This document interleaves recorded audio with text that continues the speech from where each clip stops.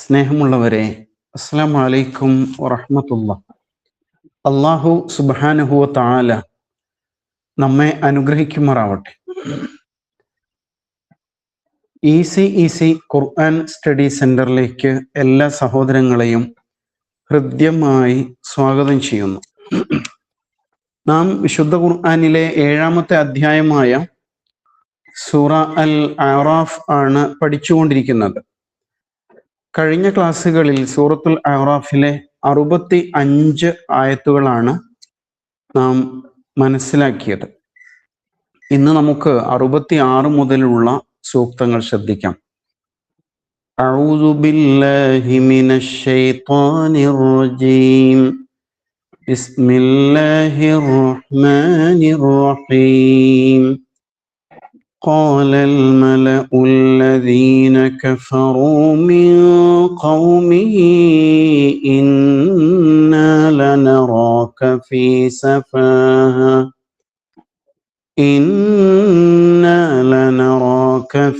سفاهة وإنا لنظنك من الكاذبين.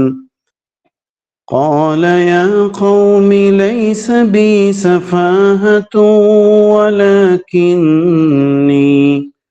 ولكني رسول من رب العالمين.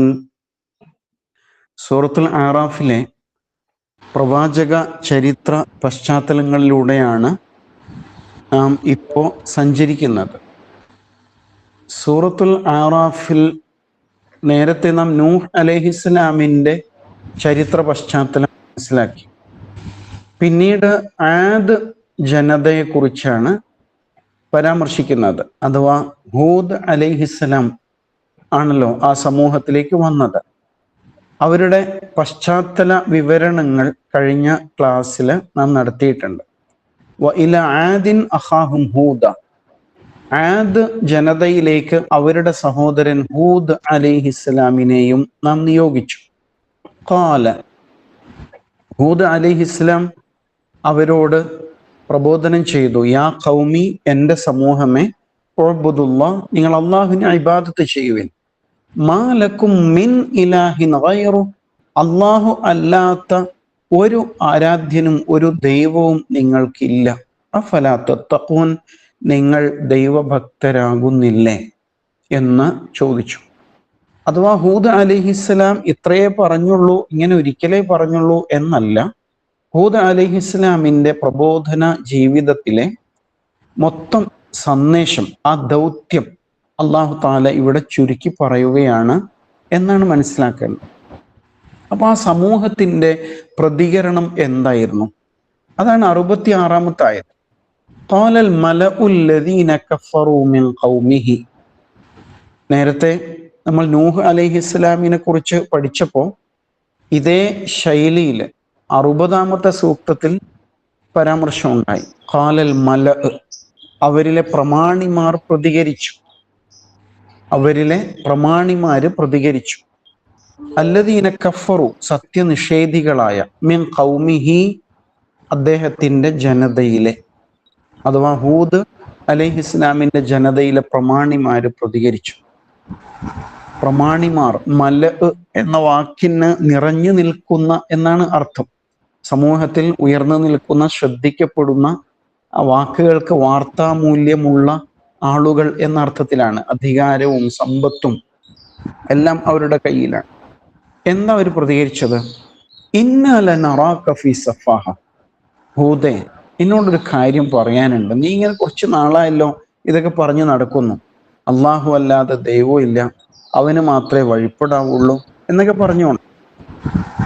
നിശ്ചയം ഞങ്ങളുടെ ഒരു വിലയിരുത്തലുണ്ടല്ലോ, നിന്നെക്കുറിച്ചുള്ള ഒരു വിലയിരുത്തൽ. തീർച്ചയായും നറാ, ഞങ്ങൾ കാണുന്നു, നിന്നെ ഞങ്ങൾ കാണുന്നു, ഫി സഫാഹ, ഒരു വിഡ്ഢിയായിട്ട്, വിഡ്ഢിത്തത്തിൻ്റെ അവസ്ഥയിലാണ് ഞങ്ങൾ നിന്നെ കാണുന്നത് എന്നാണ് അവരുടെ പ്രതികരണം. വിഡ്ഢിത്തത്തിൽ അല്ലെങ്കിൽ ഒരു മൂഢതയിൽ അകപ്പെട്ടു പോയതായിട്ട് ആണ് ഞങ്ങൾ മനസ്സിലാക്കുന്നത്. നിശ്ചയം ഞങ്ങൾ ലനളുന്നുക, നിന്നെക്കുറിച്ച് ഞങ്ങൾ കരുതുന്നു, വന്ന യമുന്നു വിചാരിച്ചു, മിനൽ ഖാദിബീൻ നീ വ്യാജം പറയുന്നവനാണ് എന്നാണ് ഞങ്ങൾ കരുതുന്നത്, നീ കള്ളം പറയുന്നവനാണ്. അതുകൊണ്ട് നിന്റെ ഈ വർത്തമാനമൊന്നും ഞങ്ങളുടെ അടുക്കൽ നടക്കില്ല എന്ന ശൈലിയിലാണ് അവരുടെ പ്രതികരണം. ആ ശൈലി ശ്രദ്ധിച്ചില്ലേ? ഇന്നാല നറാക ഫീ സഫാഹ. നമ്മൾ ഇന്ന് കാണുന്നില്ലേ വാർത്താ സമ്മേളനങ്ങൾ അല്ലെ? സകല ചാനൽ പ്രതിനിധികളും അവരുടെ മൈക്ക് ഇങ്ങനെ കൊണ്ടുവന്ന് വെക്കാം. അപ്പൊ ചില ആൾക്കാരിങ്ങനെ വലിയ വായിൽ വലിയ വർത്തമാനങ്ങൾ പറയാം. ഇസ്ലാമിനെ കുറിച്ച് പറയുന്നു, അതുപോലെ ലോകത്തിന്റെ ഭാവിയെക്കുറിച്ച് പറയുന്നു.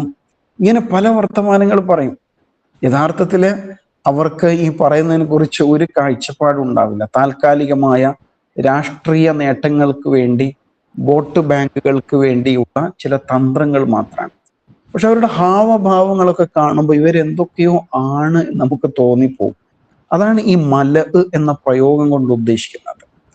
അവർ പറഞ്ഞത് കണ്ടോ, ഇന്നാല നറാക ഫീ സഫാഹ, തീർച്ചയായും ഞങ്ങളുടെ സുചിന്തിതമായ അഭിപ്രായം എന്നൊക്കെ പറഞ്ഞുകൊണ്ടാണ് സംസാരിക്കുക.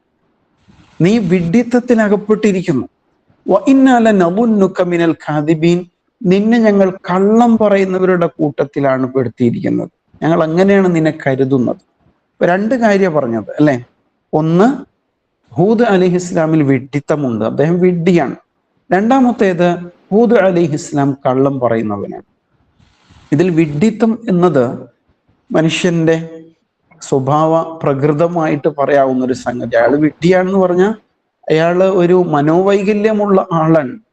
അയാൾ പറയുന്നതൊന്നും കാര്യമായിട്ട് എടുക്കണ്ട, ഇങ്ങനെ പറയില്ലേ? ആ ഒരു ശൈലിയാണത്. ഓ അങ്ങനെയാണല്ലേ, അല്പം കുറവാണ്, സംഗതി കുറവാണ് എന്നൊക്കെ പറയില്ല, ഒരു മിനിറ്റ് കുറവാണ്. ഇങ്ങനെ ഒരാളെ കുറിച്ച് പറയുമ്പോൾ തന്നെ നമ്മൾ മറ്റൊരു ശൈലിയിലാണ് പിന്നെ അയാളെ നമ്മുടെ മനസ്സിൽ കുടിയിരുത്തുന്നത് അല്ലെ? പൊതുവെ അങ്ങനെയാണ്. സത്യം വിളിച്ചു പറയുന്ന ആൾക്കാര് സമൂഹത്തിൽ എപ്പോഴും അങ്ങനെയായിരുന്നു. അങ്ങനെയാണ്. ഗലീലിയോ ഓർക്കുന്നില്ലേ? വലിയ ശാസ്ത്രജ്ഞനാണ്, പക്ഷെ ആൾക്കൂട്ടം അദ്ദേഹത്തെ കല്ലെറിയുന്നുണ്ട്. ഇതുപോലെ പലരും ജീവിച്ചിരിക്കുന്ന സമയത്ത് വലിയ സത്യങ്ങൾ വിളിച്ചു പറയുമ്പോൾ അവരിൽ ഭ്രാന്ത് ആരോപിച്ച് മാറ്റി നിർത്തുക എന്നുള്ളത് ഒരു ട്രെൻഡാണ്. സത്യവിശ്വാസം സ്വീകരിക്കുന്ന ആളുകളെ പലപ്പോഴും മനോരോഗ ചികിത്സാ കേന്ദ്രങ്ങളിലേക്ക് അയക്കുന്നത് കാണാം. എന്തോ കുഴപ്പമുണ്ട്, ഇതുവരെ ഒരു പ്രശ്നമില്ലായിരുന്നു, ഇപ്പൊ പെട്ടെന്ന് ഇങ്ങനെ എന്തൊക്കെയാ വിളിച്ചു പറയാൻ അല്ലേ? എന്നിട്ട് സർട്ടിഫിക്കറ്റ് ഹാജരാക്കാം, അപ്പൊ ഇയാൾക്ക് എന്തോ കുഴപ്പമുണ്ടെന്ന് വരുത്തി തീർക്കുക, അങ്ങനെ അയാളെ മാനസികമായിട്ട് ആത്മവിശ്വാസം തകർക്കാൻ ശ്രമിക്കുക, അങ്ങനെയൊക്കെയുള്ള രീതികൾ കാണാം. ഇതേ സ്റ്റൈലാണ് റസൂൽ സല്ലല്ലാഹു അലൈഹി വസല്ലമയെ കുറിച്ച് അവർ പറഞ്ഞിരുന്നല്ലോ, ഇന്നക്കല്ല മജ്നൂൻ, നീ ഭ്രാന്തനാണെടാ എന്ന് മുഖത്തോക്കി പറഞ്ഞു. പെട്ടെന്ന് തളർന്നു പോവും അല്ലെ?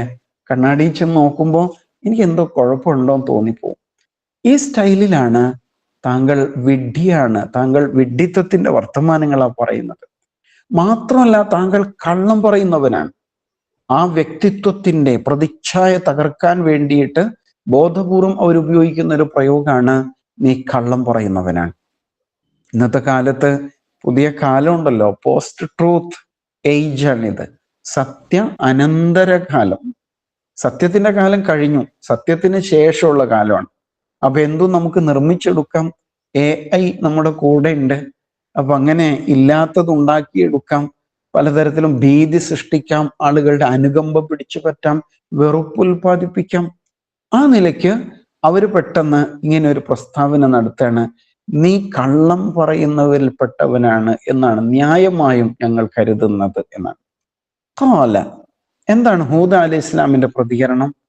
യാ ഖൗം, വീണ്ടും വിളിക്കുന്നുണ്ടോ? യാ ഖൗം, എൻ്റെ സമൂഹമേ. അവരെ വേർതിരിച്ചില്ല. സത്യനിഷേധികളെ, കള്ളം പറയുന്നവരെ, നിങ്ങളാണ് കള്ളം പറയുന്നത്, ഈ സ്റ്റൈലൊന്നുമല്ല. യാ ഖൗം, എൻ്റെ സമൂഹമേ. അങ്ങേയറ്റത്തെ ഗുണകാംക്ഷ പ്രകടിപ്പിക്കാൻ. ലൈസ ബി സഫാഹ, എന്നിൽ അങ്ങനെ വിഡ്ഢിത്തമൊന്നുമില്ല. ലൈസ, ഇല്ല, ബി, എന്നില്, സഫാഹ, വിഡ്ഢിത്തം. അഥവാ ഞാൻ വിഡ്ഢിയല്ല. ഞാൻ വിഡ്ഢിയല്ല എന്നല്ല പറയുന്നത്, ഞാൻ പറയുന്ന ഈ ആശയങ്ങളിൽ വിഡ്ഢിത്തമൊന്നുമില്ല. തന്നെ രക്ഷപ്പെടുത്താൻ ശ്രമിക്കല്ല, മറിച്ച് താൻ അവതരിപ്പിക്കുന്ന ഈ സന്ദേശമുണ്ടല്ലോ, ഇതിൽ വിഡ്ഢിത്തപരമായിട്ടൊന്നുമില്ല. നിങ്ങളൊന്ന് ആലോചിച്ച് നോക്ക്. ഞാൻ ശരിക്കും ആരാന്നറിയോ? വലാകിന്നി, നിശ്ചയം ഞാൻ ആരാണ്? റസൂലും മിർ റബ്ബിൽ ആലമീൻ, റബ്ബുൽ ആലമീനായ പ്രപഞ്ചനാഥനിൽ നിന്നുള്ള ദൂതനാണ് ഞാൻ. നിങ്ങൾ അങ്ങനെ ഒന്ന് കരുതാൻ ശ്രമിക്കോ? ശരിയാണ്, ഞാൻ നിങ്ങൾക്കിടയിൽ ജനിച്ചു വളർന്ന നിങ്ങളുടെ കളിക്കൂട്ടുകാരനായ, നിങ്ങളുടെ ഒപ്പം ജീവിച്ചു കൊണ്ടിരിക്കുന്ന ഒരു സഹജീവിയാണ് ഞാൻ, ശരിയാണ്. പക്ഷെ ഇപ്പൊ ഞാൻ സംസാരിക്കുന്നത് റസൂലും മിർ റബ്ബിൽ ആലമീൻ, പ്രപഞ്ചനാഥനിൽ നിന്നുള്ള ദൂതനായിട്ടാണ്. അങ്ങനെ നിങ്ങളൊന്ന് എൻ്റെ സംസാരത്തെ ഒന്നുകൂടി കേട്ട് നോക്കൂ. എത്ര ശാന്തമായിട്ടാണല്ലേ മറുപടി. ഒട്ടും പ്രകോപിതനാകുന്നില്ല. നമ്മൾ ഇന്ന് ഫേസ്ബുക്കിലൊക്കെ ഉണ്ടല്ലോ, ആരെങ്കിലും പ്രകോപിപ്പിക്കുന്ന വല്ലതും ഇട്ട് കഴിഞ്ഞാൽ അതിനേക്കാളും പ്രകോപനം ഉണ്ടാക്കുന്നത് കൊണ്ട് നമ്മൾ തിരിച്ചറിയും, അല്ലേ? അതുകൊണ്ട് കാര്യമൊന്നുമില്ല. തൽക്കാലം ഒരു സുഖമൊക്കെ ഉണ്ടാവും, പക്ഷെ അത് പ്രബോധകന്റെ സംസ്കാരമല്ല എന്നുള്ളതാണ്. കണ്ടോ, വളരെ കൃത്യമാണ് ഹൂദ അലൈഹി ഇസ്ലാമിന്റെ മറുപടി. ലൈസ ബി സഫാഹ, നിങ്ങൾ കരുതും പോലെ വിഡ്ഢിത്തമൊന്നും എന്നിലില്ല. പിന്നെയോ, ഞാൻ ദൈവദൂതനാകുന്നു എന്ന് പറയാണ്. അപ്പൊ നിഷ്പക്ഷമായിട്ട് ചിന്തിക്കുന്ന ആളുകൾക്ക് തീർച്ചയായിട്ടും ഹൂദ അലൈഹി ഇസ്ലാമിന്റെ ഈ ശരീരഭാഷയും അതേപോലെ തന്നെ അദ്ദേഹത്തിന്റെ മനോഗതവും ഉയർന്ന സംസ്കാരവും ഒക്കെ വലിയ പ്രതിഫലനം സൃഷ്ടിക്കും. ഇത്രയൊക്കെ പ്രകോപിപ്പിച്ചിട്ടും കണ്ടില്ലേ, അദ്ദേഹത്തിന്റെ സംസാര ശൈലി നോക്കൂ, എത്ര മാന്യമാണ് എന്ന് ആളുകൾ ചിന്തിക്കാൻ അത് തന്നെ പ്രേരണയാകും എന്നുള്ളതാണ്. എന്നിട്ട് ഹൂദ അലൈഹിസ്സലാം തൻ്റെ ദൗത്യം എന്താണ് എന്ന് 68-ാമത്തെ ആയത്തില് വെളിപ്പെടുത്താണ്. എന്താ ദൗത്യം? ഉബല്ലിഗുക്കും റിസാലാത്തി റബ്ബി വഅന ലക്കും നാസിഹുൻ അമീൻ. ബല്ലഗ യുബല്ലിഗു, നൂഹ് അലൈഹിസ്സലാം നേരത്തെ പ്രകടിപ്പിച്ച അതേ ശൈലിയിൽ തന്നെയാണ് പറയുന്നത്. ബല്ലഗ യുബല്ലിഗു, എത്തിച്ചു. എങ്ങനെ? പെട്ടെന്ന് പോസ്റ്റ്മാൻ കത്തെത്തിക്കും പോലെ ഒരു എത്തിക്കല്ല, മറിച്ച് സന്ദർഭവും സാഹചര്യമൊക്കെ മനസ്സിലാക്കി നിരന്തരമായിട്ട് ഈ സന്ദേശത്തിന്റെ കൈമാറ്റം നടത്തുന്നതിനാണ് തബ്ലീഗ് എന്ന വാക്ക് ഉപയോഗിക്കും. ഉബല്ലിഗുക്കും, ഞാൻ നിങ്ങൾക്ക് എത്തിച്ചു തരുന്നു. റിസാലാത്തി റബ്ബി, എൻ്റെ നാഥനിൽ നിന്നുള്ള സന്ദേശങ്ങൾ. റിസാല സന്ദേശം, ദൂത് അതിന്റെ ബഹുവചനാണ് റിസാലാത്ത് എന്നത്. ഞാൻ എൻ്റെ നാഥനിൽ നിന്നുള്ള സന്ദേശം നിങ്ങൾക്ക് എത്തിച്ചു തരികയാണ്. വഅന, ഞാനാവട്ടെ ലക്കും, നിങ്ങളോട് നാസിഹുൻ അമീൻ. നാസിഹ്, ഞാൻ ഗുണകാംക്ഷിയാണ്. അമീൻ, വിശ്വസ്തനായ ഗുണകാംക്ഷിയാണ്. വിശ്വസ്തനായ ഗുണകാംക്ഷിയാണ്. നാസിഹുൻ അമീൻ, വളരെ സുന്ദരമായ ഒരു പ്രയോഗമാണത്. മക്കൾക്ക് പേരായിട്ട് ഉപയോഗിക്കാവുന്ന 2 വാക്കുകളാണ് നാസിഹ്, അമീൻ, അല്ലെ? പ്രവാചകന്മാരൊക്കെ അങ്ങനെയായിരുന്നു. നാസിഹുൻ അമീൻ ആണ്, വിശ്വസ്ത ഗുണകാംക്ഷിയാണ്. പലതരത്തില് നമ്മൾ മനുഷ്യരായിട്ട് സംവദിക്കും, അല്ലെ? ചിലര് വർത്താനം പറയുമ്പോൾ ഒട്ടും ഗുണകാംക്ഷയില്ല, ഒരുതരം വെറുപ്പിക്കലിന്റെ പൊട്ടിത്തെറി വർത്തമാനങ്ങൾ ഇങ്ങനെ പറയാം. കുറ്റപ്പെടുത്തലാണ്. എന്തു പറയുമ്പോഴും പറഞ്ഞു തുടങ്ങുമ്പോൾ തന്നെ കുറ്റം പറയാം. അത് നസീഹത്താണോ? അല്ല, അതിൽ ഗുണകാംക്ഷയില്ല. അത് ആളുകളെ പരിഹസിച്ച് അങ്ങനെ ഉണ്ടല്ലോ തരം താഴ്ത്തി മാറ്റി നിർത്താനുള്ള ഒരു ശ്രമമായിട്ടാണ് ആളുകൾ മനസ്സിലാക്കുക. വളരെ ജാഗ്രത വേണം. നമ്മുടെ പക്ഷത്തുള്ളത് സത്യമാണ്, അതിൽ യാതൊരു സംശയവുമില്ല. ഞാൻ പറയുന്നതാണ് സത്യം 100%. അപ്പൊ ആൾക്കൂട്ടം അതിനോട് തെറ്റായിട്ട് പ്രതികരിക്കുമ്പോൾ നമ്മൾ പ്രകോപിതരായി ദേഷ്യപ്പെട്ട് മറ്റൊരു തരത്തിൽ അവരെ കുറ്റപ്പെടുത്തി അല്ലെങ്കിലും നിങ്ങൾ നന്നാവില്ല എന്നൊക്കെ പറയുമ്പോൾ അവർ കൂടുതൽ അടുക്കുമോ അകലുമോ? അകന്നു പോവും, അല്ലെ? വല്ലാതെ അകന്നു പോവും. നേരത്തെ നമ്മൾ സൂറ ആല ഇമ്രാനില് റസൂൽ സല്ലല്ലാഹു അലൈഹി വസല്ലമയുടെ സ്വഭാവ സവിശേഷതയെ കുറിച്ചൊക്കെ പഠിച്ചില്ലേ?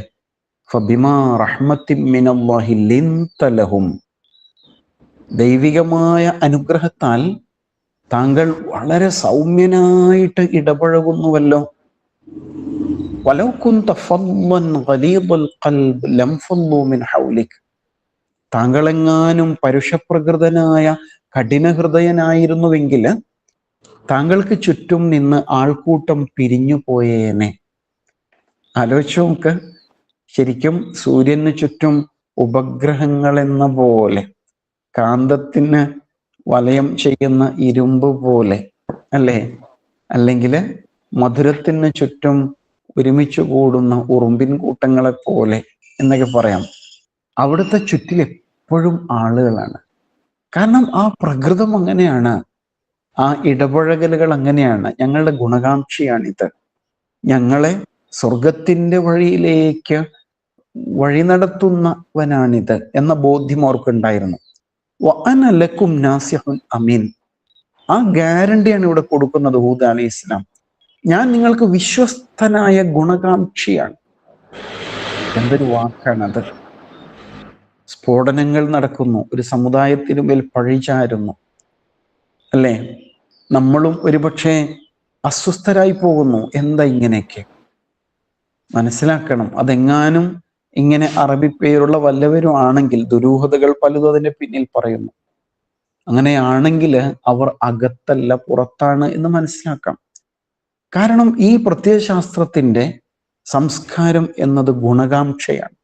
സമൂഹത്തോട് ഗുണകാംക്ഷയില്ലാതെ എന്ത് പ്രവർത്തിച്ചിട്ട് എന്താണ്? അവരുടെ വിശ്വാസം കയ്യിലെടുക്കാതെ ഒരു സന്ദേശം കൈമാറാൻ കഴിയുമോ? ഒരിക്കലും സാധ്യമല്ല.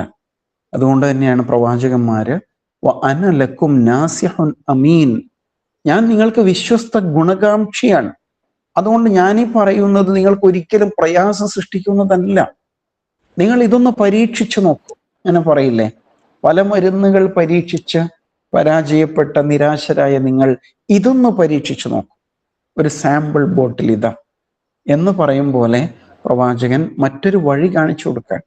അത് സ്വീകരിക്കണമെങ്കിൽ, തീർച്ചയായിട്ടും ആ ചികിത്സ ഫലിക്കണമെങ്കിൽ അവർക്ക് ബോധ്യമാകണം ഈ വൈദ്യൻ നമ്മുടെ ഗുണകാംക്ഷിയാണ് എന്ന്, അല്ലെ? അതാണ് പറഞ്ഞത്. എന്നിട്ട് ഹൂദ് അലൈഹി ഇസ്ലാം വീണ്ടും ഒരു ചോദ്യം ഉന്നയിക്കുന്നുണ്ട്. അല്പം സുദീർഘമായ വചനമാണ്, 69-ാമത്തെ വചനം. അവഅജിബ്തും അൻ ജാഅകും ദിക്റും മിർ റബ്ബികും അലാ റജുലിൻ മിൻകും ലിയുൻദിറകും واذكروا إذ جعلكم خلفاء من بعد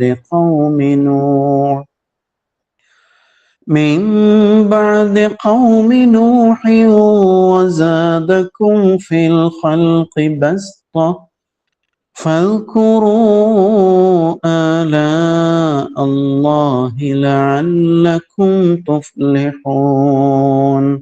69 ഒരു ചോദ്യമാണ്. അവഅജിബ്തും, നിങ്ങൾ അത്ഭുതപ്പെട്ടുവോ? നിങ്ങൾ അത്ഭുതപ്പെട്ടു പോയോ? അൻ ജാഅ, വന്നതിനാൽ, കും നിങ്ങൾക്ക്, ദിക്റും മിർ റബ്ബിക്കും, നിങ്ങളുടെ നാഥനിൽ നിന്നുള്ള ഒരു സന്ദേശം, ഒരു ഉദ്ബോധനം. ദിക്ർ, നിങ്ങളുടെ നാഥനിൽ നിന്ന് നിങ്ങൾക്ക് ഒരു ഉദ്ബോധനം വന്നതിൽ നിങ്ങൾ അത്ഭുതപ്പെടുകയാണോ, കൗതുകപ്പെടുകയാണോ? ആർക്കാ വന്നത്? അലാ റജുലിൻ മിൻകും, നിങ്ങളിൽപ്പെട്ട ഒരാൾക്കാണ് വന്നത്. എന്തിനാ വന്നത്? ലിയുൻദിറക്കും, നിങ്ങളെ താക്കീത് ചെയ്യാൻ വേണ്ടിയാണ്. നൂഹ് അലൈഹിസ്ലാമും ഇതേ ശൈലിയിലാണ് സംവദിച്ചത്, അല്ലെ? എന്തിനാണ് ഇത് എടുത്തു പറയുന്നത്? ഇപ്പൊ മക്കയിൽ റസൂൽ സല്ലല്ലാഹു അലൈഹി വസല്ലം ചോദ്യം ചെയ്യപ്പെടാൻ, മനുഷ്യൻ എങ്ങനെ പ്രവാചകനാണ്? പ്രവാചകനാണെങ്കിൽ ഒന്നുകിൽ മലക്കാവണം, അല്ലെങ്കിൽ അള്ളാഹു നേരിട്ട് വല്ല അവതാരത്തെയും ഇറക്കണം. അതുമല്ലെങ്കിൽ അള്ളാഹു തആല പ്രവാചകത്വത്തിന്റെ തെളിവായിട്ട് ഒരു ദണ്ട് അല്ലെങ്കിൽ ഒരു കിരീടം അങ്ങനെ വല്ലതും കൊടുത്തയക്കണ്ടേ?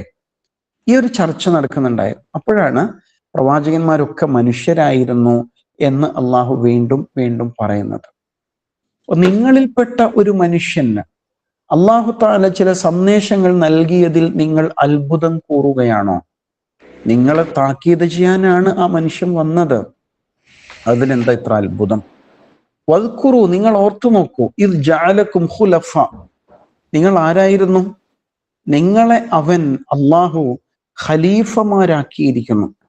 ഇത് ജഅല അവൻ നിങ്ങളെ ആക്കിയത്, നിങ്ങൾ ഓർത്തു നോക്കൂ. ഖുലഫ പ്രതിനിധികൾ, ഖലീഫ എന്നതിന്റെ ബഹുവചനമാണല്ലോ ഖുലഫ എന്നുള്ള വാക്ക്.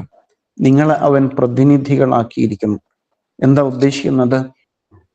നൂഹ് അലൈഹിസ്സലാമിന്റെ ജനതയ്ക്ക് ശേഷം അള്ളാഹു സുബ്ഹാനഹു വ തആല ഭൂമിയിൽ അവന്റെ പ്രതിനിധികളായിട്ട് നിങ്ങളെ നിശ്ചയിച്ചിരിക്കുന്നു. അവരെ പോലെ ശക്തിയും അതുപോലെ സമ്പത്തും ഭൗതിക വിഭവങ്ങളും എല്ലാം ഉള്ള മറ്റൊരു സമൂഹമായിട്ട് നിങ്ങളെ അള്ളാഹു സുബ്ഹാനഹു വ തആല എഴുന്നേൽപ്പിച്ചിരിക്കുന്നു. ജഅലകും ഖുലഫാ. അതിനാൽ നിങ്ങൾ യഥാർത്ഥ ഖലീഫമാരാകണം എന്നുള്ളതാണ്. മിൻ ബഅദി ഖൗമി നൂഹ്. നൂഹ് അലൈഹി ഇസ്ലാമിന്റെ ജനത നശിപ്പിക്കപ്പെട്ടല്ലോ. അതിനുശേഷം ആ കപ്പലിൽ അവശേഷിച്ചിരുന്നവരിൽ നിന്ന് വീണ്ടും ഒരു ജനത രൂപം കൊള്ളാണ്, അല്ലെ? ആദി ആദ്, ഒന്നാം ആദ് എന്നൊരു സമൂഹം ഉണ്ടായി എന്നാണ് പറയുന്നത്. അങ്ങനെ ആ സമൂഹം വളർന്നു. അവരിൽ നിന്ന് വീണ്ടും അത് വളർന്ന് വികസിച്ച് പടർന്ന് പന്തലിച്ചു. അങ്ങനെയൊക്കെ ആകുമ്പോഴേക്ക് അവര് ദുഷിച്ചു, ഭൗതികതയിൽ ആണ്ടുപൂണ്ടു, വിശ്വാസ വിശുദ്ധി നഷ്ടപ്പെട്ടു, വ്യതിചലനങ്ങൾ ഉണ്ടായി. ഇങ്ങനെയൊക്കെ സംഭവിച്ചാണ്.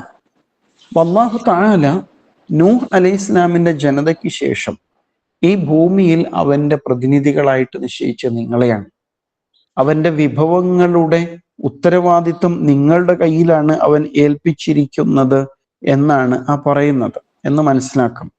നൂഹ് അലൈഹി ഇസ്ലാമിന് ശേഷം ഈ സമൂഹം താമസിക്കുന്നത് എവിടെയാണ്? നൂഹ് അലൈഹി ഇസ്ലാമിന്റെ ജനത വസിച്ചത് മധ്യ പൗരസ്ത്യ ദേശത്തിന്റെ ഉത്തര ഭാഗത്തായിരുന്നു. അഹ്ഖാഫ് സ്ഥിതി ചെയ്യുന്നത് അതിന്റെ ദക്ഷിണ ഭാഗത്താണ് എന്ന് മനസ്സിലാക്കണം. അഥവാ തെക്ക് ഭാഗത്തായിട്ടാണ് സ്ഥിതി ചെയ്യുന്നത് എന്നുള്ളതാണ്. ഹൂദ് അലൈഹി ഇസ്ലാം ജനങ്ങളെ ബോധ്യപ്പെടുത്തുന്നത് ഈ ഒരു കാര്യമാണ്. എന്താണ്? നിങ്ങൾ ഏറെ ശക്തിയും സ്വാധീനവുമുള്ള നൂഹ് അലൈഹി ഇസ്ലാമിന്റെ ജനതയെ പോലെ തന്നെ സമ്പത്ത് കൈവശമുള്ള ജനതയാണ്.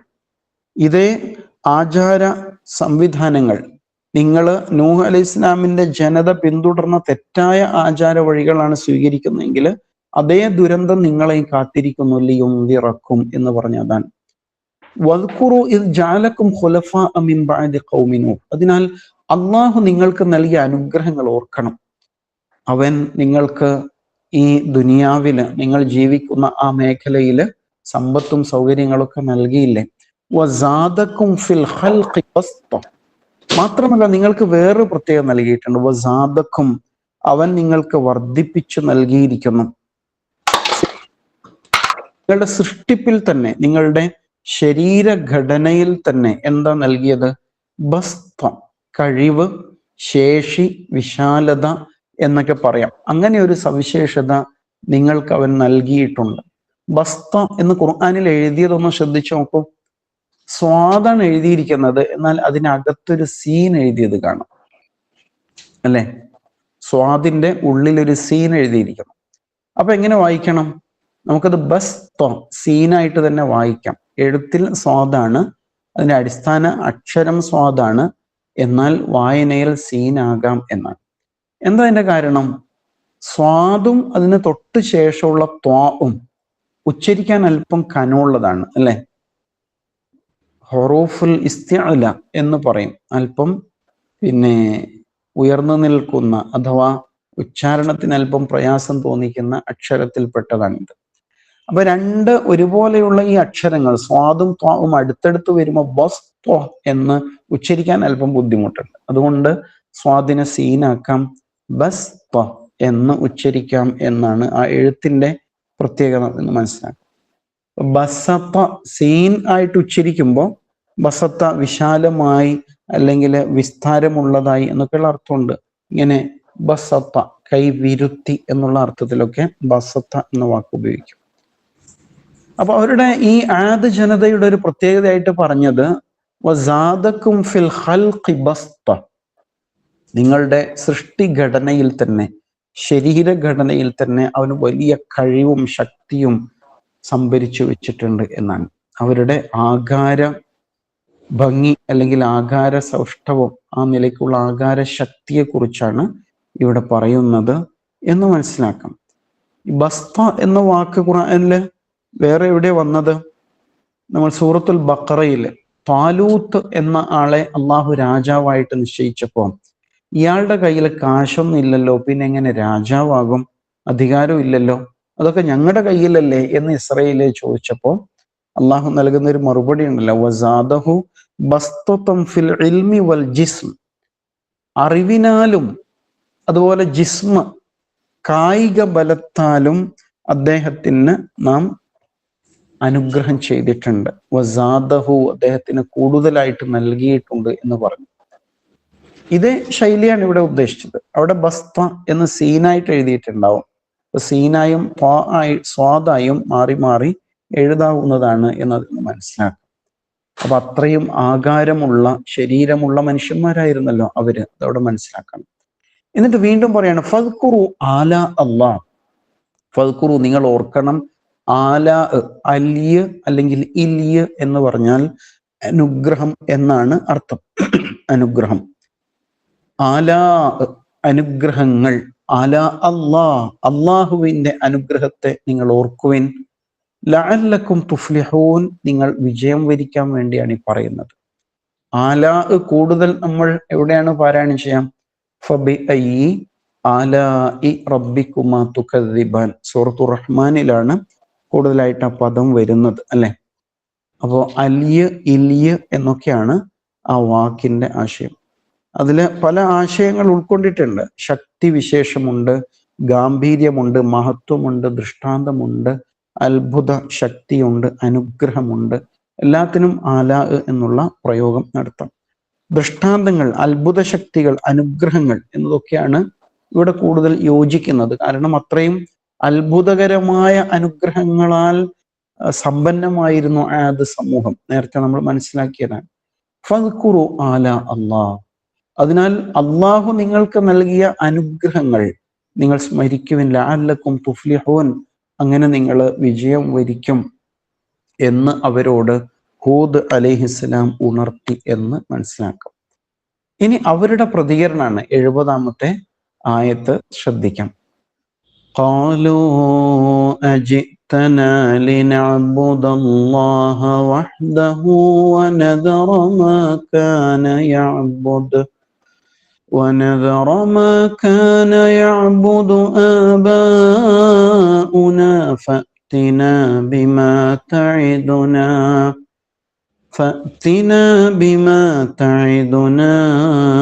إن كنت من الصادقين. قالوا. അപ്പോൾ ആ സമൂഹത്തിന്റെ ആദ് ജനതയുടെ പ്രതികരണം എന്താണ്?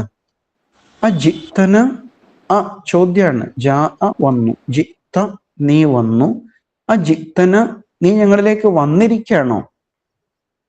ലിനഅബ്ദുല്ലാഹ് ഞങ്ങൾ അള്ളാഹുവിന് ഇബാദത്ത് ചെയ്യണം എന്ന് പറഞ്ഞുകൊണ്ട്, വഹ്ദ ഏകനായി അവനെ മാത്രം ഇബാദത്ത് ചെയ്യണം എന്ന് പറഞ്ഞുകൊണ്ടാണോ നീ വന്നിരിക്കുന്നത്?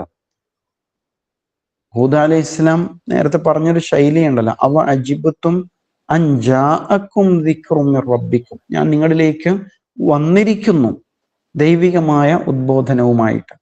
അപ്പൊ അതിനവർ ചോദ്യം ചെയ്യാണ്, അജിതനാ ലിനഅബ്ദുല്ലാഹ വഹ്ദ, ഏകനായ അള്ളാഹുവിനെ ഇബാദത്ത് ചെയ്യണം എന്ന് പറഞ്ഞുകൊണ്ടാണോ നീ വന്നത്? അതും വഹ്ദഹു അവനെ മാത്രം ഇബാദത്ത് ചെയ്യണം എന്നാണോ നിന്റെ വാദം എന്നാണ് ചോദ്യം. അള്ളാഹു ഒരുവനെ മാത്രം ഞങ്ങൾ ഇബാദത്ത് ചെയ്യണം എന്നാണോ എന്നതാണ് ആ ചോദ്യം. വല്ലാത്തൊരു ചോദ്യമാണല്ലേ. എന്നിട്ടോ വനദറ ഞങ്ങൾ ഉപേക്ഷിക്കണമെന്നും, വദറ യദറു ഉപേക്ഷിച്ചു, നദറു ഞങ്ങൾ ഉപേക്ഷിക്കുന്നു, വനദറ മാ കാന യഅബ്ദു ആബാഉന എന്തിനെ ഉപേക്ഷിക്കേണ്ടത്? മാ കാന ആയിരുന്നതിനെ, യഅബ്ദു ഇബാദത്ത് ചെയ്തിരുന്നതിനെ, ആബാഉന ഞങ്ങളുടെ പിതാക്കൾ, ഞങ്ങളുടെ പൂർവികന്മാരായിട്ട് ആരാധിച്ചു കൊണ്ടിരുന്ന ഞങ്ങളുടെ കുലദൈവങ്ങളുണ്ടല്ലോ, ആ ദൈവങ്ങളെയൊക്കെ ഞങ്ങൾ ഉപേക്ഷിക്കണം, എന്നിട്ട് അള്ളാഹുവെ മാത്രം ഇബാദത്ത് ചെയ്യണം എന്ന് പറയാനാണോ നീ വന്നത് എന്നാണ് ചോദ്യം. അതിനാൽ ഞങ്ങൾക്കൊന്നും പറയാനില്ല, ഞങ്ങള് നീ പറയുന്നത് കേൾക്കാൻ തന്നെ സന്നദ്ധരല്ല. ഫഅ്തിനാ ബിമാ തഅദുന, നീ ഞങ്ങളെ ഭീഷണിപ്പെടുത്തിയല്ലോ, ശിക്ഷ വരാൻ പോകുന്നു, സൂക്ഷിക്കണം. അതിനാൽ ഫഅ്തി, നീ കൊണ്ടുവാ, ഫഅ്തിന, ഞങ്ങളിലേക്ക് വാ, ബിമാ, ഒന്നും കൊണ്ട്, തഅദുന, വഅദ യഅദു, ഞങ്ങൾക്ക് താക്കീത് ചെയ്ത ആ കാര്യവുമായിട്ട് നീ വാ. എന്താ താക്കീത് ചെയ്തത്? ശിക്ഷ അല്ലെ? അള്ളാഹുവിന് ഇബാദത്ത് ചെയ്തില്ലെങ്കിൽ നിങ്ങൾക്ക് ശിക്ഷ ബാധിക്കാൻ ഇടയുണ്ട്. ലിയുൻദിറക്കും അല്ലെ? നിങ്ങൾക്ക് താക്കീത് നൽകാൻ വേണ്ടി വന്ന ആളാണ് പ്രവാചകൻ എന്ന് പറഞ്ഞിരുന്നു. അപ്പൊ അത് വെച്ചുകൊണ്ട് അവർ പറയാണ്, നീ ശിക്ഷിക്കും, അള്ളാഹുവിന്റെ ശിക്ഷ വരും എന്നൊക്കെ പറഞ്ഞല്ലോ, എങ്കിൽ ആ ശിക്ഷ ഒന്ന് കൊണ്ടുവാ. ഫഅ്തിനാ ബിമാ തഅദുന ഇൻ കുൻത മിനസ് സാദിഖീൻ, നീ സത്യവാന്മാരിൽപ്പെട്ടവനാണെങ്കിൽ നീ ആ ശിക്ഷ ഒന്ന് കൊണ്ടുവാ. ഇങ്ങനെയാണ് അവരുടെ ആദ്യ പ്രതികരണം. ആലോചിച്ച് നോക്കൂ, ഈ അവസ്ഥയിൽ തികച്ചും ധിക്കാരപരമായിട്ട് എടുത്തു ചാടിയുള്ള പ്രതികരണമാണ് അവരിലുണ്ടായത്. ആ ചോദ്യം തന്നെ ശ്രദ്ധിച്ചല്ലേ?